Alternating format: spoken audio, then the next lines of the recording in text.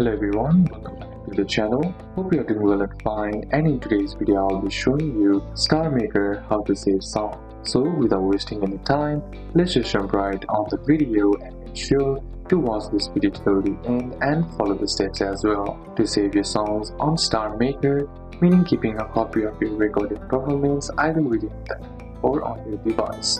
So to do it, first head over and open up your StarMaker app, and then be sure to be logged in to your account as well. Then once logged into your account, tap on the sync option at the bottom of the screen, then select a song that you like and then simply tap on it, then tap on sync option, and then once you are here, what you can do is simply select the option from solo, duet and group as well. Now all you gotta do is tap on start right here, and then once you tap on start, all you gotta do is tap on the tick option right here, and then once you do that, simply tap on next, and then you'll find the save button right here. All you gotta do is tap on it, and then the selected song will be saved on your recording. So these are a couple of steps that you can apply, and that's it for today's video guys. Hope this video was useful to you. Leave a like if it did, comment down any questions that you have, and see you soon on the next one.